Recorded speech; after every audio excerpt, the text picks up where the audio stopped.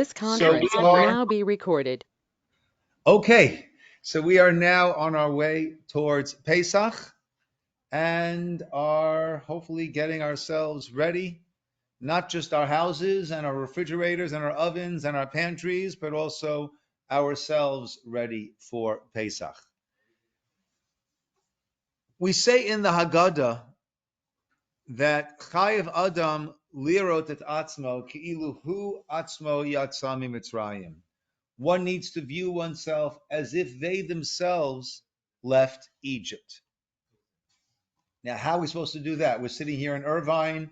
The exodus from Egypt was quite a while ago. I believe it was the Jewish year 2448. We're now at 5783. We're talking about a good couple of thousand years ago. So how are we supposed to feel as if we ourselves left Egypt? So there are a number of different approaches. One that I'd like to share today, many people often say, Rabbi, if I'd see miracles like there were when we left Egypt, if I'd see that, I'm in. But I don't know, it seems so distant, so detached. How am I supposed to connect to that? Rav Yaakov Emden, one of a great rabbis, Linda? Rav Yaakov Emden, one of the great rabbis, says that we have to realize, and he said this back a couple hundred years ago, that the miracle of the survival of the Jewish people is a greater miracle than, hello Linda, hello Mr. Basil, welcome back, is a greater miracle than the exodus from Egypt. The fact that we are here today, the fact that we are here at every generation, a special thanks to Ken Gary who sponsored the Lunch and Learn this week. Thank you, Ken. The very fact that we are here and that we continue to be here, continue to survive, and continue to thrive, that is a greater miracle than the actual exodus from Egypt. In which case, perhaps we're supposed to look at it that it's not just that as if we ourselves left Egypt, but we ourselves are constantly leaving Egypt. We ourselves are constantly existing in this miraculous fashion. And therefore, it's not that there was this one-time exodus from Egypt, which there was, but that it is a continuing miracle that goes on throughout the generations. I forgot who was telling me that they visited a certain museum. Who was I talking to? That was Mary Jachter. So he visited a museum with his daughter, right? And it was of ancient civilizations. And it was fascinating that Judaism is considered, or they had us listed as one of the ancient, the Jewish people as one of the ancient civilizations. However, right, of all the ancient civilizations, guess what? We were there in the museum looking at it. Not being looked at, but doing the looking at. And that itself is miraculous. That itself is incredible. That is of Yetziat Mitzrayim level. And therefore, it's so important to see ourselves as the continuation, the continuing saga of, the continuing saga of this nation, of this people. That's us. It's now on our shoulders. It's now our turn. It's now our responsibility. It's now our opportunity, and it's now our privilege to be carrying the banner. Right? Keep in mind another explanation that's given by Rabbi Schwab to the idea that we're supposed to see ourselves as if we left Egypt. If we look at a picture of ourselves as a child, we look at the picture and we say, oh, that's me. That's me. Now, the fact is, every single cell that you are looking, every single body cell of the body that you can see in that picture is no longer. That cell has long ago died. And it's been replaced by new cells, which will die and be replaced by new cells. Continuing, etc., until 120, as we say. So there's not a single cell that you see in that picture that is you, that is alive on you today. Nevertheless, we don't hesitate to say, that's me. That's me. Why?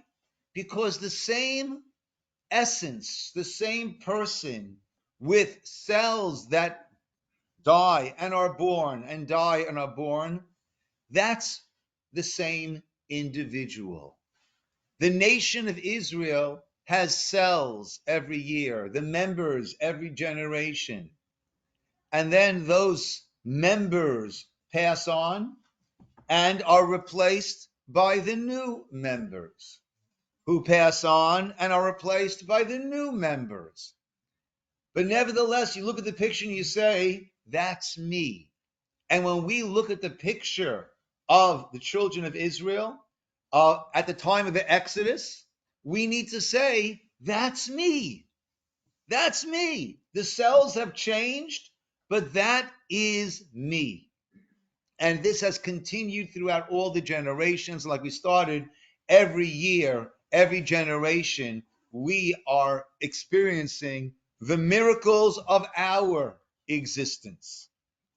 We live in a world with the state of Israel.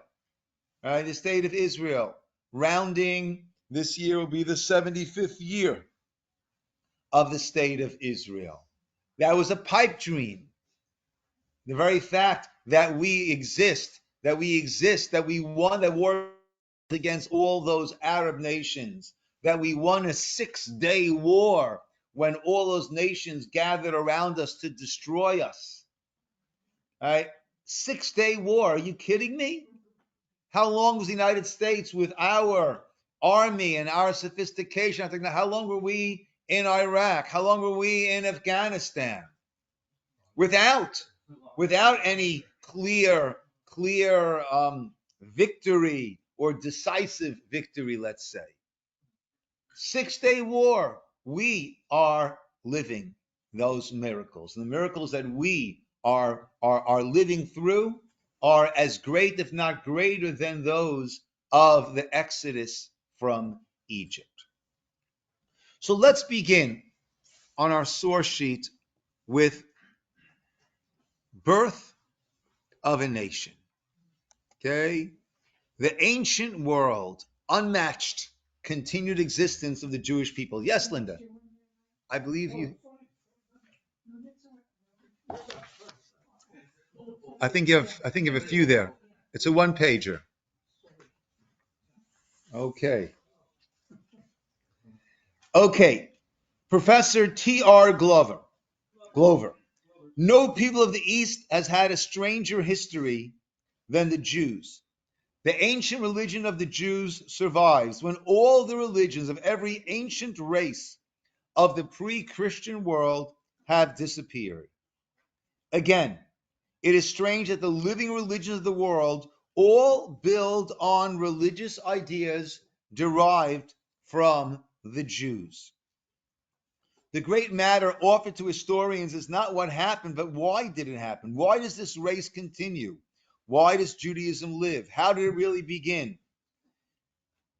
Okay, therein lies the uniqueness of the Jews. Like I said, actually, I was talking to somebody who's going to be taking over a position of, and the department, the Jewish department of this university has its Judaic studies under the ancient civilizations,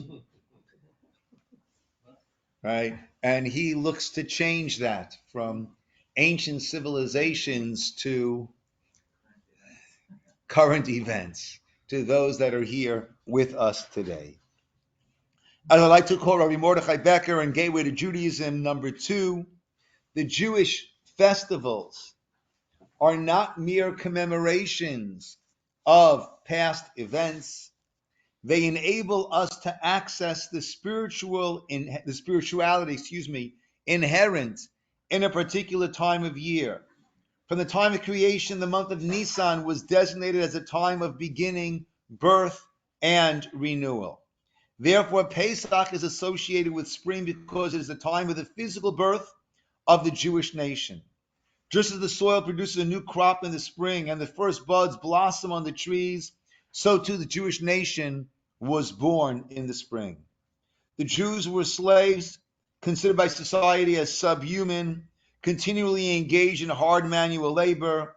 They were under constant pressure, and even their time was not their own.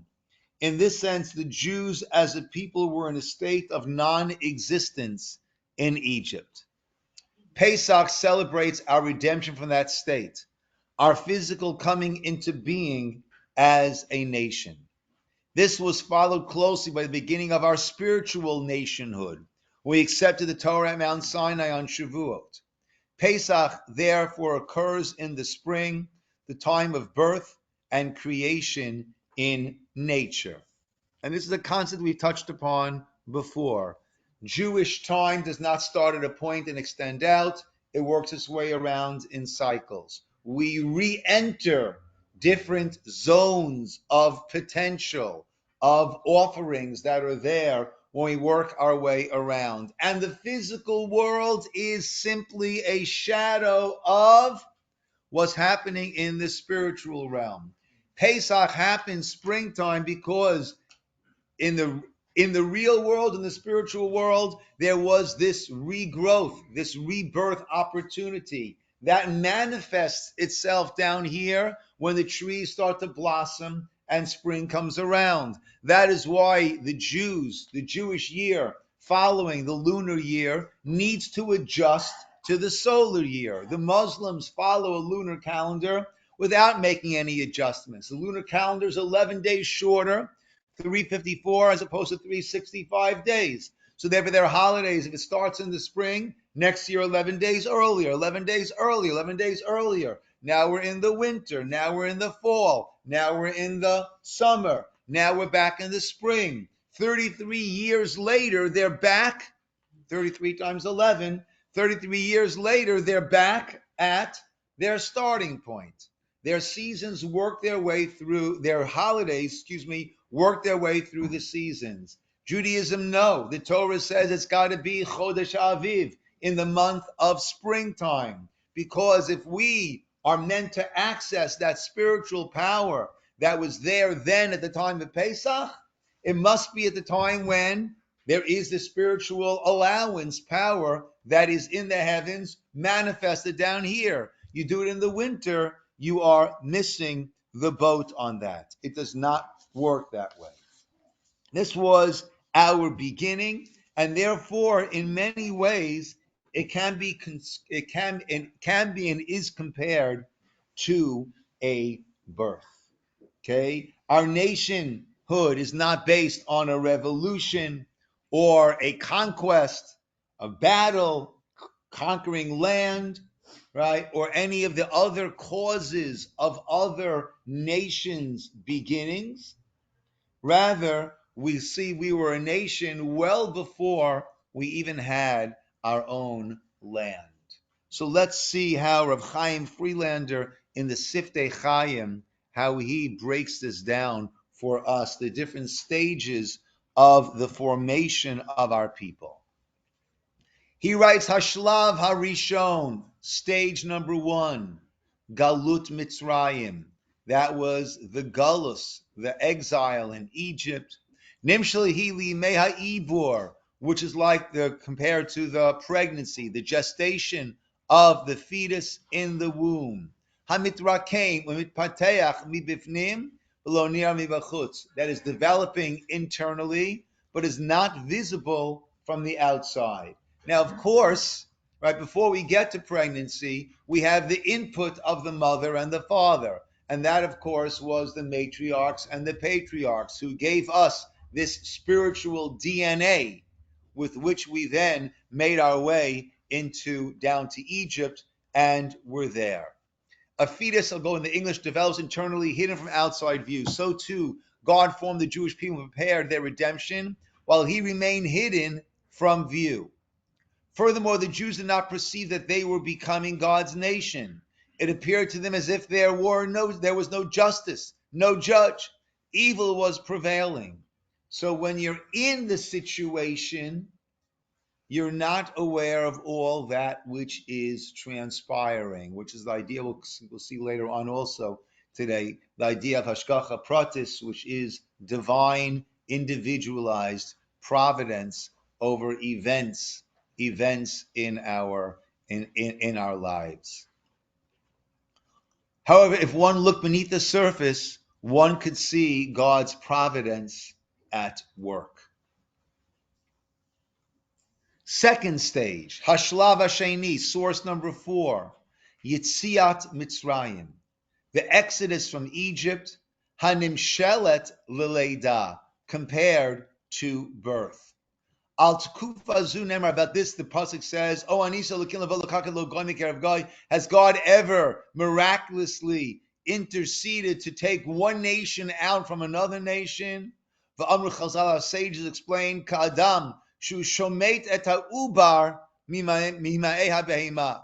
The same way that the fetus is pulled out of the womb, Kach Hotzia Kodesh Baruch Et Yisroel MiMitzrayim. So too, God plucked us, extracted us out from Egypt. Hayitziah Mitzrayim hayta pitomit. It was quick, sudden. Ubazman katzar, in a short period of time. Biyoter ka'aziva ha'ubar et recham ha'em. Right, like the fetus leaves the womb after it had been there for those 9 months. Mimatzav shel hester panim.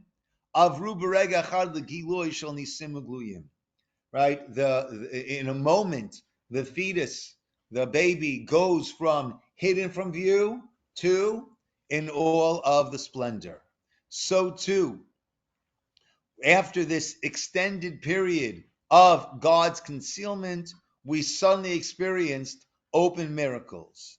As it says, referring by the crossing of the sea, Ra'ata shivcha al hayam, mashlo ra Yecheskel ben Buzi. The prophet Yecheskel, Ezekiel, he's the one who saw that chariot of God with all of its glory, right? The chashmal and all these things, these terms that we don't even know how to translate them. We can't translate them. We only have words in our vocabulary to describe things, items, experiences that we've had. Something that's completely beyond our experiences, our realm of experience. We have no words for it. But he tried his best he wrote words that we don't know what they mean. They were describing what was there. But he saw the chariot of God, one of the highest levels of prophecy. So we say that the maidservant on the sea saw more miracles, saw a greater, I wouldn't say more miracles. She saw a greater view of God than the prophet Yecheskel. That was the point that we had been thrust to so quickly during this birth that all of a sudden took us out from hiding, out into the world. And then, Hashlav Hashlishi, source number 5. Hayamim, the days Shebein Yitziat Mitzrayim LeKabbalat HaTorah, the days between the Exodus and receiving the Torah. La'achar Haleida, after the birth, Ba'im Yemei HaGedila, comes the days of maturing. Kol HaMedrigot Shekibalnu B'matana, all that we had received as a gift, Be'et, during the time of the Exodus Yem Mitzrayim, Aleinu La'asotan Yisod B'Kinyan B'Nafshenu. Now we need to make that the foundation and our own kinyan, our own acquisition, al yudei avodah atzmit, through our own work. And therefore, we have the 49 days following Pesach. We count those days as Yimei Sfira, the days of counting Sfira, from Pesach until Shavuot, a period of spiritual preparation and growth to prepare for receiving the Torah at Mount Sinai. And this is a constant cycle. I remember when I was first studying in Israel post high school, and I was not a very serious learner during high school. Post high school, I was starting to take things a lot more seriously and decided to redirect my course in life towards Jewish education and rabbinics. But I went through a time that I was super motivated, and then someone let the air out of the tires, and all of a sudden it was I remember Jackson Brown, running on empty. That's how I felt, right? And I remember speaking to one of my rabbis there who shared with me such an important foundation in spiritual life. And he compared it to a parent and an infant who's first starting to walk. So what happens? The parents are basically holding both hands of the kids, and the feet are hardly touching the ground, and the kid feels like he's walking. Great. That's the first step. After a while, what happens? A little more weight, a little more weight. Each time the kid feels, oh, this is too hard. I can't do this. And then they start managing with that. And then instead of holding both hands, it's holding one hand. And then instead of holding any hands, it's standing your feet through. Come on, come on, come on. You can do it. You can do it. Till eventually the child is walking on their own. And throughout our spiritual life, we take a step, and there is this tremendous siyata dishmaya, this tremendous help from the heavens. And it's exhilarating. It's so exciting. It's so meaningful. It's so resonant. And then at a certain point, Hashem says, okay, the gift is over right now. At this point now, you're no longer going to be fed this. Now you got to start to walk on your own. So then there is this pulling back somewhat. And we feel lethargic. We feel emptied. We feel running on empty. And then what happens? We build up our strength. We build up our ability. And we're able to walk again. But this time, it's ours. It's not a gift. But it's not a one time. Now we're walking to a certain degree on our own, but it's still being having help from Hashem. And then, okay, we're ready to take the next step on our own. And that is the constant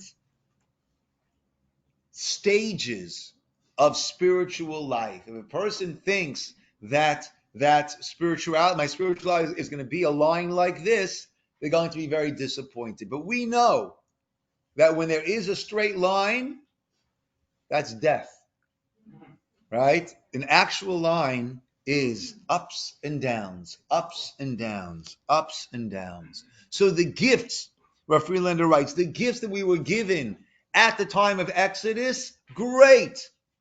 Now make it your own. Now you go ahead and do it. Now you build it. Now make it your own, because then it becomes a part of you. We just finished Derech Hashem. We're learning that Monday night. After Pesach, we're going to start with Chovat Halvava, duties of the heart, on Monday night. But one of the concepts that the Ramchal says over and over is that in order to acquire the ultimate olam haba, the ultimate pleasure in the world to come, which is connecting to God, is that we have to make these spiritual gains our own. We need to say, as he puts it, we need to become the ba'alim, the owners of it.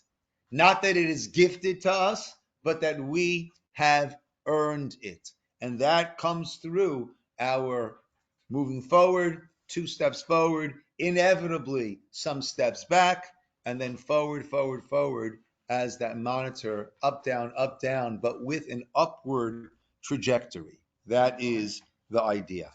It looks like the Parsha they're building the Mishkan, and they're doing, look what's happening. Right? We're building that Mishkan. Nice stove. Yeah. Bilvavi Mishkan Evne, Rav Hutner wrote. In my heart, we need to build that Mishkan now.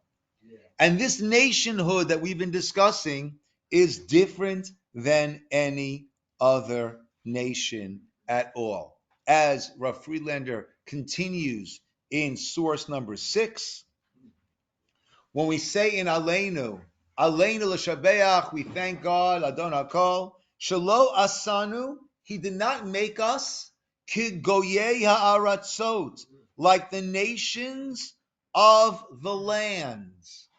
Interesting.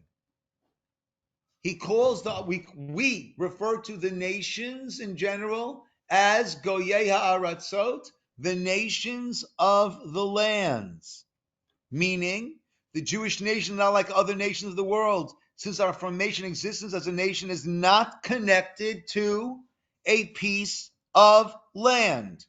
The Jewish people did not receive the land of Israel in the way that other nations need a piece of land to ensure their physical survival. The Jewish people were born in the desert. After leaving Egypt, we received the Torah there and even took form there as a kingdom of priests and a holy nation. We did not become a nation by settling together in the land of Israel, as the nations of the land typically do. Rather, on the contrary, through our being a unified nation, we received the Torah. That's the famous teaching of the sages. Vayichan, the pasuk says in the singular, Vayichan Yisroel, that we camped, but it's like I camped, and we say ki ish echad v'leiv echad, like one person with one heart. It was the unity that made us into a unified nation that allowed us to receive the Torah. Then we remained in the desert for 40 years eating manna. Only after all this did we receive an additional kli, an instrument, a means with which to fulfill the Torah. So it's not that we're all about the land, we're all about the message, we're all about the Torah. And the land is a vessel wherein, through which certain mitzvot of the Torah can only be fulfilled utilizing that kli. Right? We outside of Israel, so we don't have the mitzvahs of Truma and Maser, all of those land-related, the tithing mitzvah. We tithe our earnings for charity, but the actual tithing the Torah speaks about, Truma, Maser, all of that, Kama, Bikurim, all of that is only in the land. So that land is a wondrous vessel to allow us to reach an ever higher point. But that's not the foundation of who we are as a nation. Our nationhood well preceded our entering the land. And it's fascinating, even the Torah was not given to us in the land of Israel. Mount Sinai, exactly where, which, what? Somewhere in the Sinai desert, right? But that's not important. What's important is the Torah, is the message. Jen, I think your wonderful husband prepared a meal for you over there. So please feel free to swing around and feel free to partake. Okay, however you wish. Rabbi. Yes. A wonderful husband. We're talking about the Israel having these experiences directly, way back in the good old days, and now here we are, removed from the land of Israel, and removed from overt miracles as they were subject to or witness to. And how do we as Chutz La'aretz Jews kind of work this spirituality and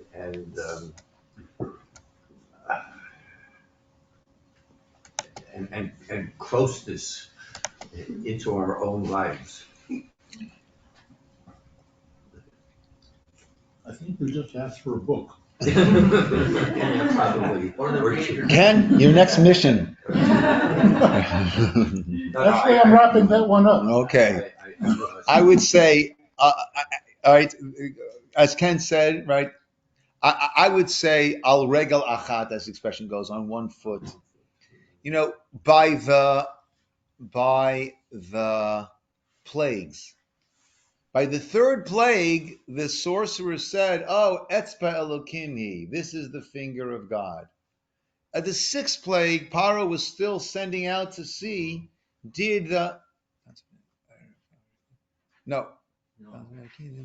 Dever. By the fifth plague, Paro was still sending around to see if the Jewish animals had also died or not. By the splitting of the sea, there was a strong wind blowing. Why was there a strong wind blowing? There's always the possibility for a person to say, "What a coincidence! That's amazing! Huh? Who would have thunk?" Right? There's always that possibility. In Egypt, that's what they were thinking. Right? By Kriyat Yamsuf, one could think that. By the War of Independence, one could think that. By the Six-Day War, one could think that. No, it was amazing. It was the preemptive attack. They were this, they were that. Last night, Nana and I got together with the group that she's taking to Israel, with them and their husbands. And we showed that there's a fantastic thing on YouTube. I should show it over here also one night on this around Yom Yerushalayim. It's a 12-part short segments on the Six-Day War. And it's just astounding. The way that we were outnumbered, outgunned, out-tanked. Right? This little and the cartoons, the comics that the Arab world was showing was 5 or 6 tanks with their, what's it called, the turret, with their turrets, all focus, and one Jew like this being strangled by the neck by those 5 or 6 turrets. That's what they were envisioning. That's what they were planning. That's what they were expecting. And al pi derech hateva, that's what should have been.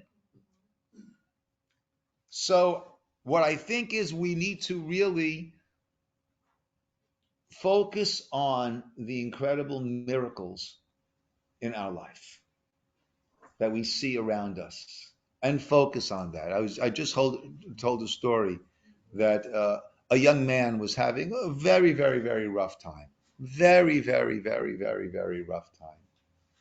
And a friend of his woke up with a dream about that person. And it was the middle of the night. And couldn't fall back asleep until he called that person and said, "Are you okay?" This phone call came in the middle of the night.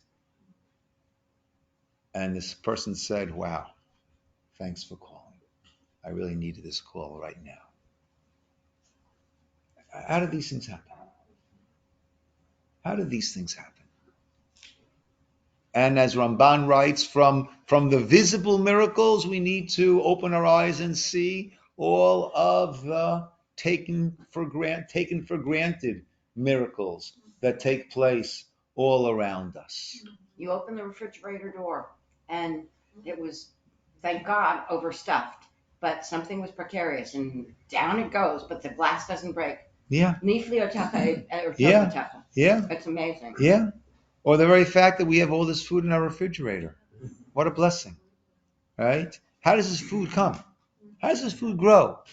Right? I always say, right? We discussed this, I think, Tuesday night, right? Or I don't know when we discuss it. Man falls from the heaven, right? Manna falls from the heaven.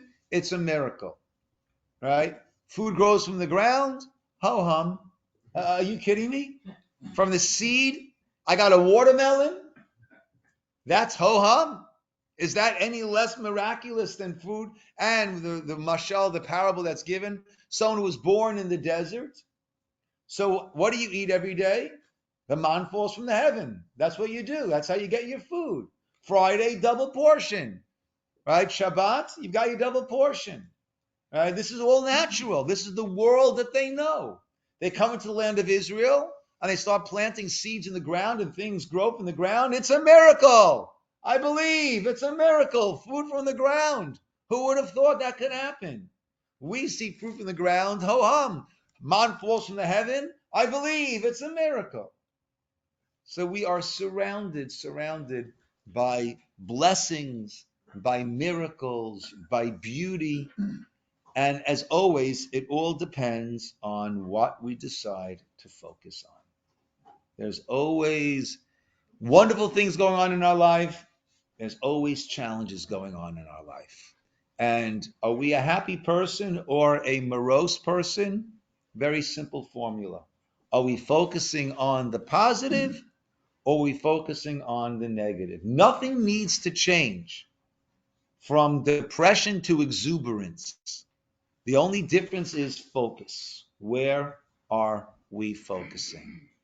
So I would say, Steve, we're living in Irvine, California. It's a beautiful place. Women can walk alone at 11 at night. Yes. Baruch Hashem, Yeah. amazing. It's a beautiful place. We're living in a beautiful world. God has taken care of us. We've had so much beauty in our lives. So much beauty in our lives. One of the most beautiful teachings that I've heard is from Rabbi Schwab on the Shemona Esrei, in the bracha of Modim, the bracha of Thanksgiving. So we go through for all the miracles that take place. And then the last few lines is switching gears. Right? Yeah, right. V'chol hachayim. Hatov kilo chalurachamecha v'rachem. That's all still the same. The good, your compassion, your kindness is never ending, never stopping. Wow. V'al kulam, for all of them, yitbarach v'yitramam shimcha. I exalt, I praise your name, tamid, always leolam va'ed. Because that's about all the good things that we're thanking God for. But there's lots of other stuff in life. So what do we then say? V'chol hachayim yaducha sela. Art Scroll translates it, all the living thank you. I like Rabbi Schwab's interpretation better. V'chol hachayim. Chayim is life. It can mean the living. Art Scroll is not wrong, but another way of understanding it that resonates a lot more with me is v'chol hachayim. Sure, I've had really tough times. I've had times that I've cried bitter tears. We all have had that. V'chol hachayim, when I look at the totality of my life, not focusing just on those points. When I look at v'chol hachayim, I look at the whole picture. Wow, yoducha sela, I thank you. Hakel Yeshuatenu, the Ezratenu, the God who was our Redeemer. Sometimes there was this, wow, amazing how things worked out. Yeshuatenu, the Ezratenu, and our helper. And he explains it, even when things don't go the way that we had hoped, dreamt, envisioned, we recognize that it's for a reason, and it's there to help us. It's a necessary experience that we need to go. Baruch atah Hashem, blessed be Hashem, hatov shimcha. Your very name, right? Everything. Our name is what we were able to perceive about you is tov. Ulecha na'eh lahodot, and to you it is fitting to give thanks. So that's a short version of the book. Okay. Sorry? Okay. So what was this Exodus for? What was this purpose of all of this? So number 7, the Sifsei Chaim continues. Unlike other nations which formed by themselves, the Jewish people became a nation through the Exodus from Egypt. Furthermore, unlike other nations, the Jewish nation was formed by God, and not just into any nation, but into his nation, the nation of God. As the verse says, V'lakati etchem li la'am, I will take you to me as a nation, V'ayiti lachem le'elokim, and I will be to you as your God. Exodus 6:7. This was the aim and the purpose of the Exodus, to be a nation of God's servants and representatives. It's a responsibility that we act and behave in all of our dealings in a way that exudes the sense of God's servant and representative. His children who fulfill his plan in creation. This is the deeper meaning of the verse. I have borne you on the wings of eagles to be to me the most beloved treasure of all people. Right? On the Kanfei Nisharim, on the wings of eagles, to be a segula, a treasure amongst all the nations. Mamlechet Kohanim, a kingdom of priests and a holy nations. Again, Exodus 19:4-6. The core of our understanding, of our belief, is this idea that God is involved in this world. Rav Moshe said, I quote this often, but just know this over and over. Two basic principles of Judaism. God's a creator, God is involved. Shabbat, Yom Tov. Shabbat is God's creator. Holidays are God's involvement. That is what happened over here. Why is it called Pesach? What does Pesach mean? Passover. Right? It also means to have compassion. But the explanation that we normally go with is it's called the holiday of Passover. That God passed over these houses and struck those houses. Involved intimately in what goes on down here in this world. What we do down here matters. And that is one of the most fundamental lessons, foundational lessons that we need to take forward. The Gemara Bava Metzia, source number 8. There are 3 places, right, or it's strange that Yetziat Mitzrayim, the exodus from Egypt, was mentioned in these 3 places. Do not give him your money for interest. Et kaspecha lo titein lo b'neshech. Ani Hashem Elokechem. I am Hashem your God, who took you out. Me'eretz Mitzrayim, took you out from Egypt. Interesting. Moznei Tzedek. I'm sorry, but on the corner of your garment should be this patil, this thread made of wool. I am Hashem your God, who took you out from the land of Egypt. Vayikra, have honest and correct scales, correct weights, correct drawing and liquid measurements. When you're doing your business, make sure that you're doing it with scrupulous, exact honesty and integrity. Pasuk says, I am Hashem your God, who took you out from the land of Egypt. Asher Otzeiti etchem. What does being taken out of Egypt have to do with charging interest, or not charging interest, I should say, with having the blue wool on the corner of our garments, on having honest weights and scales? The Gemara answers, Amar HaKadosh Baruch Hu, Hashem says, Anihu, I'm the one shehivchanti b'Mitzrayim, that differentiated, that discerned in Egypt, bein tipa shel bechor letipa she'eno shel bechor, between the drop of seed which conceived a bechor, a firstborn, and one which did not conceive a firstborn. So too I am he who will bring to justice someone who lends money to a Jew with interest while pretending that it went to a non-Jew. Right? There's nothing wrong in charging interest. There's nothing inherently immoral about interest. I could, right? If I have something that's useful for you, it's very common that you will pay me for the usage of my item. You're renting my car, renting any item. Of course, I've got something that you want to use. It's worth money to you. Rent my house, rent my car, whatever it might be. Well, you need to make an investment. I can rent you my money. There's nothing inherently wrong with that. It's no different than renting any other item. Except the Torah says, don't. When it comes to your brothers and sisters, right? It's okay to rent, but you wouldn't do that to your brother. When it comes to money, there's an issue that a person can get deeper and deeper and deeper in the hole. There is that danger. When it comes to your brothers, don't do that. Brothers and sisters, don't. You're not allowed to lend with interest. But I can set it up that actually my good friend who's a Gentile, right? So Uh, he'll lend you the money. He'll go from me to him to that person, and we'll charge interest. Right? There are ways that we can finagle that no one will really know. That's what the pasuk says. Ani Hashem Elokeichem. I'm Hashem, your God, who took you out from Egypt. I'll know. Right? A person cheats others by keeping his weight measures in salt, which makes them heavier without changing their appearance, or someone who puts fake blue dye in his sits and claims it's the authentic techelet. When it comes to these things that no one else will really know, the pasuk says, "Am Hashem your God, who took you out from Egypt."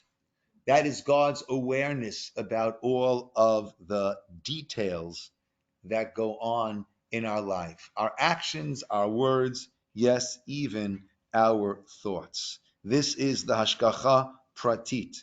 This is the divine providence that took place then, that we need to open up our eyes and to see it taking place in our own lives. That is the nation. That is the trajectory that we were sent out from Egypt with that experience, with that life, with that world going on about us. Lastly, I've not been keeping up with this. I apologize.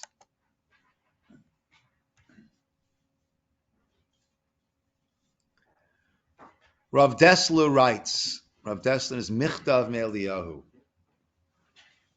translating to English a series called Strive for Truth, which is an excellent, excellent foundational set of Sfarim. When I was a teenager, actually the summer that I met Natalie, I was working as a waiter in a hotel up in the Catskill Mountains.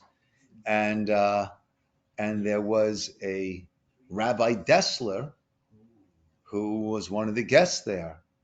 So I said to him, not very yet well versed in, I said, "Are you related to the Rabbi Dessler of Strive for Truth?" And he said, "Yes, my father was the author of the Michtav Me'Eliyahu, which is the actual proper name of the Sefer." Okay, Rav Dessler writes, Zman Cherutenu, the time of our freedom. That's what this is referred to. Remember, we spoke earlier today that we're going back into that zone, into that time. And that's why Pesach needs to be during the springtime, so that it aligns with this Zman Cherutenu, this true time of freedom. This spiritual opportunity is a special spiritual opportunity for freedom given to every Jew at this time of year. That's why we have to adjust our calendar. Last year we added on a month, the 13th month of the year, the second Adar, in order that we stay in sync. 7 out of every 19 years, we're on a 19-year cycle. You notice when you were 19, if not, then when you were 38, and then 57, and then 76, please God, 95, right? 114, maybe. I think most of us will settle for 95. But on each of those birthdays, your Hebrew and English birthdays once again coincide. Why? Because we're on a 19-year cycle. 7 out of every 19 years, we add that month in order to make sure that we are in sync with the seasons, because the seasons are a reflection of what's going on in the spiritual realm. This time of year, Pesach time, is not only a commemoration and celebration of a historical event, rather this time every year is a spiritually auspicious and opportune time to fight for the freedom of our souls. To recognize, as we began, it's as if we left Mitzrayim. Not just that Mitzrayim, but throughout our lives, we too are going through many Yitziot Mitzrayim, many exoduses from Egypt and out into an incredible new world, new opportunities, and to focus on that, appreciate that, utilize that and to maximize that. So I'm not quite clear what that means when we fight for the liberation of our souls. Is that to fight for the ascendancy of the Yetzer Tov, Yeah, or I would but- say that. but That you we said fight that- to do the right thing in the different situations and challenges that come at us. Yeah, that's what we're doing. Well, but haven't you said no matter what that the Yetzer Tov and the Yetzer Hara are always in balance? I mean, can you ever get the Yetzer Tov to be overweighting? They're always vying, right? Who wins each time? That's up to us. It's never going to be, it will never be vanquished. That's no longer, right? Now, we could get to a point where things that we were struggling with are no longer a struggle. But now we'll be struggling on a higher level, on a more refined level. There's always going to be that because that is where we have the opportunity for growth. There and only there do we have the opportunity for growth, where we have our struggles, right? The no pain and no gain, which is what we say about physicality, also works for emotional maturity and spirituality. Okay, my friends, thank you all for joining once again, and thank you to Ken for sponsoring Lunch and Learn. Thank you, And Ken. let us all continue our trek towards Pesach and the riches that it offers us.